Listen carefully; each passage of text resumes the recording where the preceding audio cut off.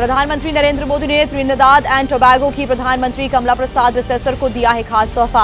महाकुंभ के संगम और सरयू नदी का पवित्र जल और राम मंदिर की प्रतिकृति की भेंट। प्रधानमंत्री मोदी का त्रिनिदाद एंड टोबैगो में जोरदार स्वागत किया गया। एयरपोर्ट पर पूरी कैबिनेट के साथ पहुंची पीएम कमला प्रसाद बिसेसर, दिया गया guard of honour.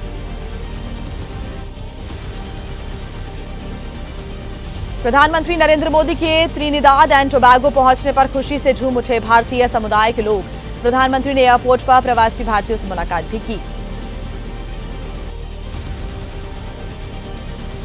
PM Modi का त्रिनिदाद एंड टोबैगो के दौरे को लेकर भारतीय समुदाय में खासा उत्साह। भारतीय समुदाय को प्रधानमंत्री ने किया संबोधित, कहा भारत और त्रिनिदाद एंड टोबैगो की दोस्ती पर बातचीत हुई है और मजबूती होगी इसमें। आपके पूर्वज दिल में रामायण लेकर यहां पर आए।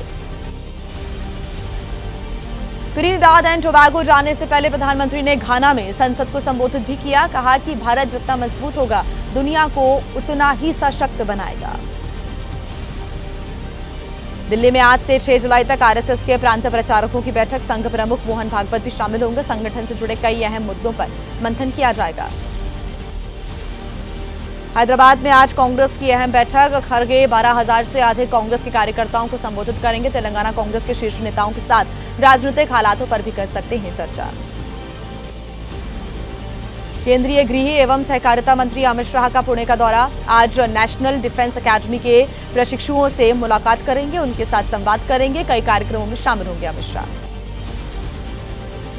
दिल्ली में पुराने वाहनों पर सरकार ने लिया यू टर्न। वायु गुणवत्ता प्रबंधन आयोग को चिट्ठी लिखी। कहा प्रदूषण देखकर इनको बैन करना चाहिए। पुराने वाहनों को फ्यूल न देने के फैसले पर भी रोक लगाएं। अमरनाथ यात्रा का दूसरा जत्था पहलगाम से रवाना हुआ। श्रद्धालुओं ने बम बम भोले और हर हर महादेव के नारे लगाए। बड़ी संख्या में सुरक्षा में तैनात हैं जवान।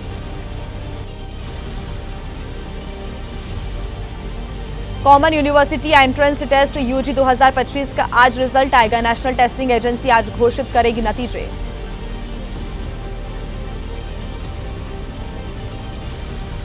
आइए अब आगे बढ़ते हुए आपको मौसम का हाल बता देते हैं, दिखाते हैं कि आखिर आज किन किन राज्यों में भारी बारिश का अलर्ट है। हिमाचल में पानी के प्रहार के बाद आखिर हालात क्या है, कहां 10 साल पुराना पुल ध्वस्त हो गया। मौसम से जुड़ा पूरा अपडेट फटाफट जानिए 9 सेकंड न्यूज में।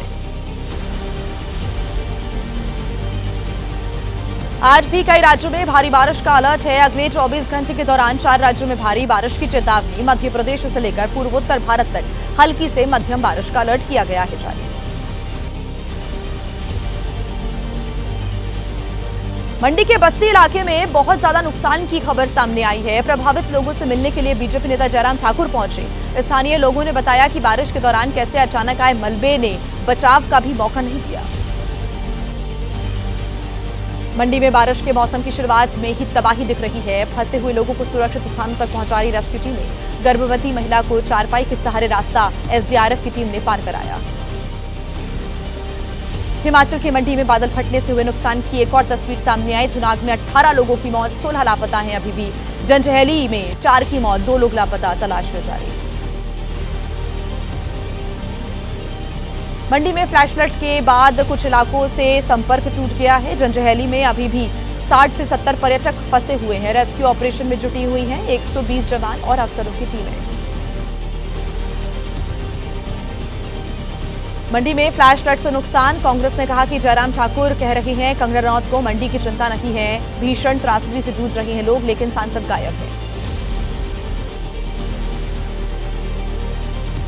महाराष्ट्र के कई इलाकों में लगातार बारिश का दौर जारी। नासिक के भवारी डैम में बहुत तेजी से बढ़ रहा है पानी का स्तर। फिलहाल अभी काबू में हालात नहीं है, खोले गए हैं बांध के गेट्स। नवादा में पानी के तेज बहाव में बहा 10 साल पुराना एक पुल। रास्ता खत्म होने से कई गांवों के लोगों को करना पड़ रहा है लंबा सफर। बाजार संपर्क टूटने से दैनिक जीवन भी हो रहा प्रभावित। मध्य प्रदेश के मंडला में लगातार बारिश का सिलसिला जारी है। निचले इलाकों में पानी भर जाने की वजह से सड़क से लेकर कई गांवों के घरों में घुसा पानी। स्थानीय लोगों ने पानी में फंसे लोगों को सुरक्षित घरों में शिफ्ट किया है।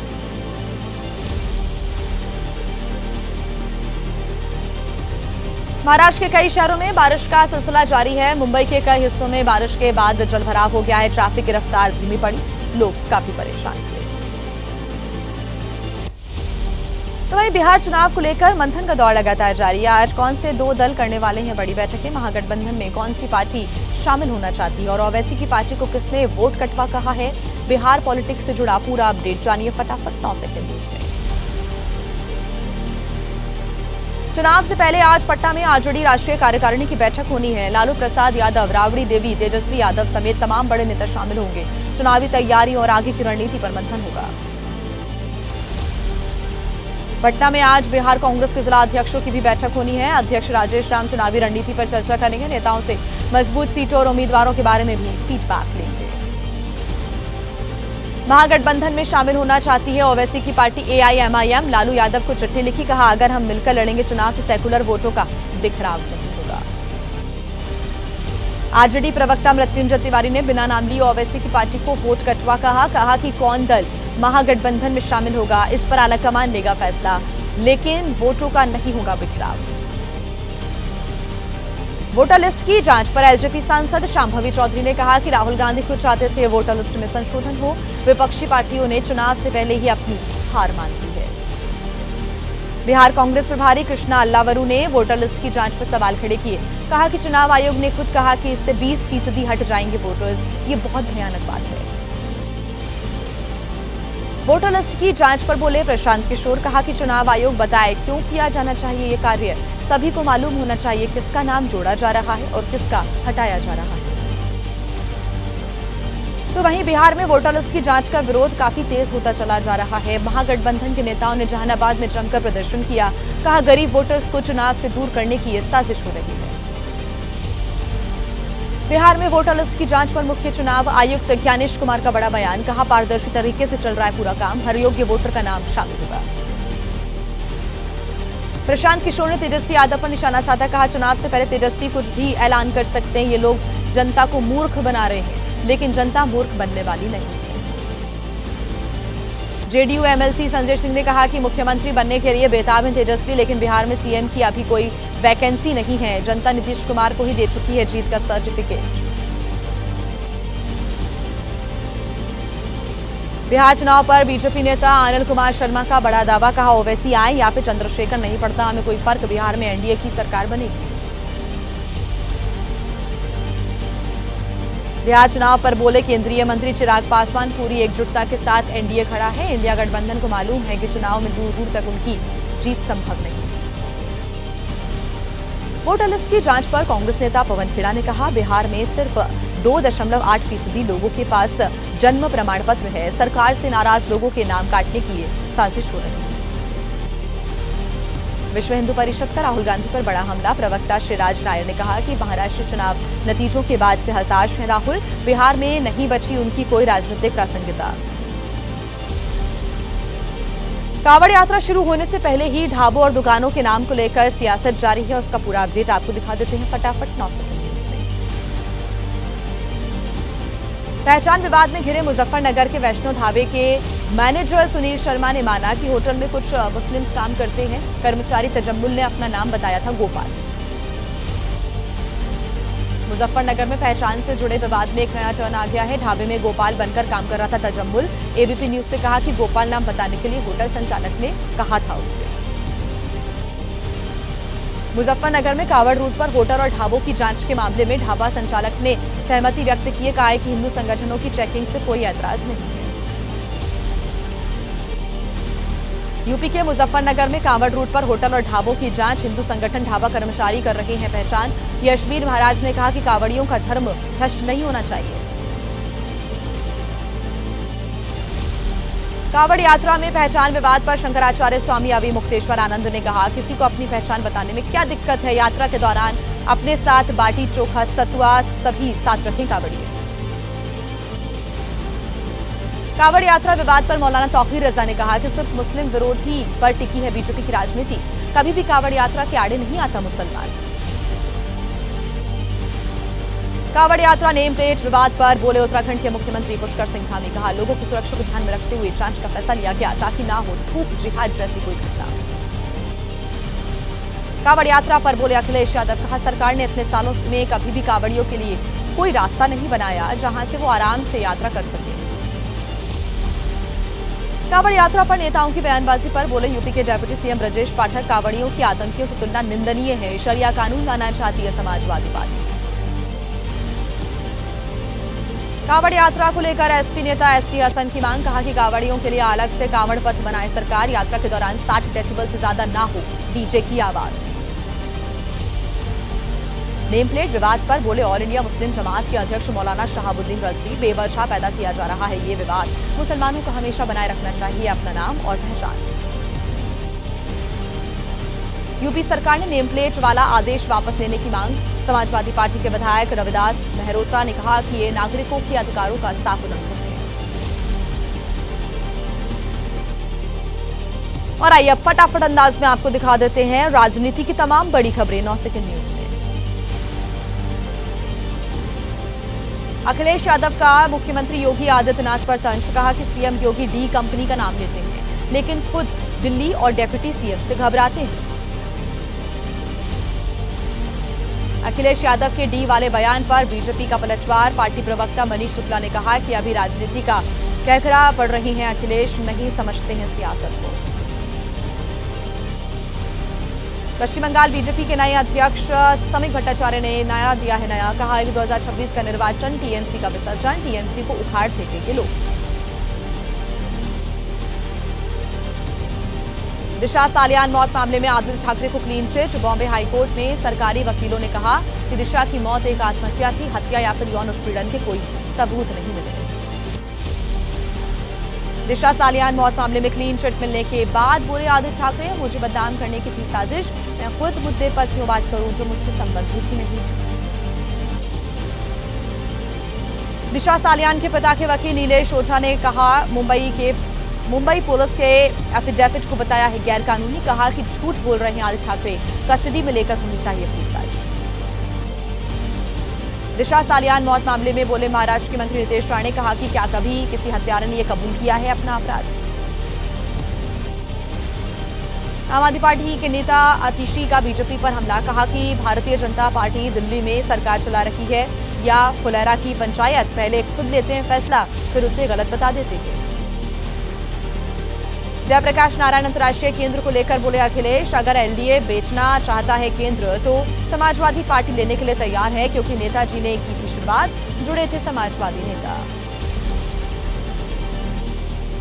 और आइए फटाफट अब आपको दिखा देते हैं 9 सेकंड न्यूज में देश की बाकी बड़ी खबरें। कड़ी सुरक्षा व्यवस्था के बीच अमरनाथ यात्रा जारी है। आज अमरनाथ यात्रा का दूसरा दिन है। यात्रा के पहले दिन कल 12,000 से अधिक श्रद्धालुओं ने बाबा बर्फानी के दर्शन किए। अब और भी ज्यादा मजबूत होगी भारतीय सेना। 1 लाख करोड़ से ज्यादा की रक्षा खरीद को मिली है मंजूरी। देश में ही डिजाइन और तैयार किए जाएंगे हथियार।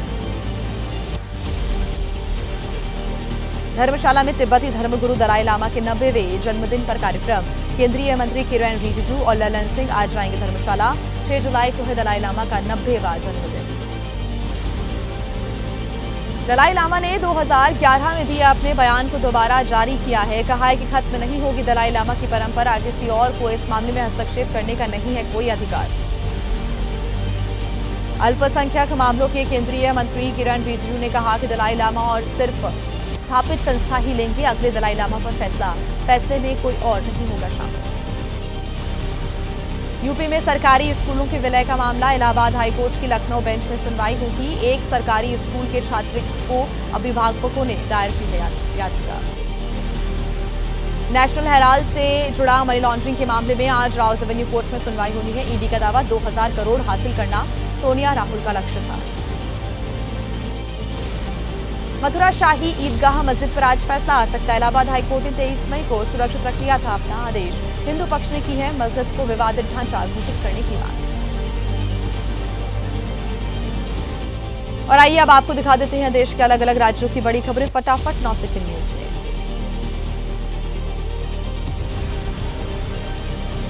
यूपी के आजमगढ़ में अखिलेश यादव ने एसपी ऑफिस और अपने आवास का उद्घाटन किया। पीडीए भवन नाम रखा। रैली में गिनाई सरकार बनने पर एसपी के मुद्दों पर प्राथमिकता देने की बात।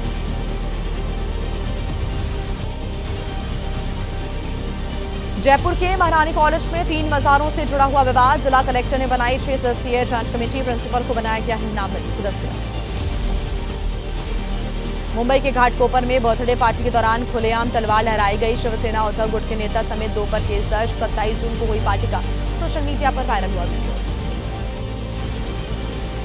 भुवनेश्वर नगर निगम के अतिरिक्त आयुक्त पर हमले का मामला। 14 दिन के न्यायिक हिरासत में वरिष्ठ बीजेपी नेता जगन्नाथ प्रधान। बीजेपी नेता के इशारे पर हमला करने का आरोप है। यूपी के सरकारी स्कूलों के विलय के फैसले पर बोले एसपी नेता शिवपाल यादव। भारतीय बीजेपी सरकार ने शिक्षा को कागजों में समेटा। स्कूलों को वीरान करने के बाद अब ताला लगा दिया गया। यूपी के कम छात्रों वाले परिषदीय स्कूलों के विलय का विरोध हो रहा है। कांग्रेस ने मेरठ, सोनभद्र समेत कई स्थानों पर प्रदर्शन भी किया। सरकार से स्कूलों के विलय का फैसला वापस लेने की मांग की जा रही है। यूपी के 27,000 प्राथमिक स्कूलों पर संकट। विलय करने के योगी सरकार के फैसले पर चंद्रशेखर आजाद ने कहा, गरीबों को शिक्षा से वंचित करना चाहती है सरकार। यूपी रोजगार मिशन के गठन के प्रस्ताव को यूपी कैबिनेट की मंजूरी। देश और विदेश में रोजगार दिलाने में करेगा मदद। मंत्री अनिल राजभर ने कहा कि बिना तीसरे पक्ष के सरकार दिला सकेगी। जयप्रकाश नारायण अंतर्राष्ट्रीय केंद्र को लेकर ब्रजेश पाठक का अखिलेश पर निशाना। कहा, 265 करोड़ का प्रोजेक्ट 821 करोड़ में भी पूरा नहीं हो पाया। जेपीएनआईसी सोसाइटी भंग करना सही फैसला। महाराष्ट्र में पैसे की कमी की वजह से खुद ही खेत की जुताई करने वाले किसान की मदद की गई है। तेलंगाना के धर्मार्थ संगठन ने 1 लाख रुपए की सहायता की है। एबीपी नेटवर्क ने यह खबर दिखाई।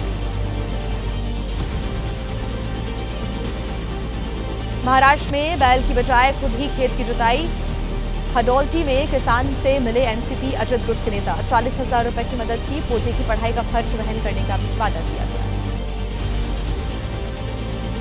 मध्य प्रदेश में 27% ओबीसी आरक्षण नहीं लागू करने के मामले में सुप्रीम कोर्ट में आज सुनवाई होनी है। पिछली सुनवाई के दौरान राज्य सरकार के रवैये पर नाराजगी व्यक्त की गई थी।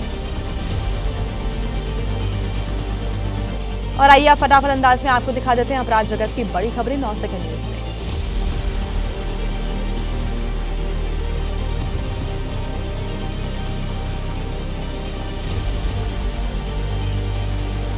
राजा रघुवंशी की हत्या के मामले में राजा के भाई ने कहा है कि पुलिस को 2 मंगलसूत्र मिले हैं, जिसमें से एक हमने दिया था।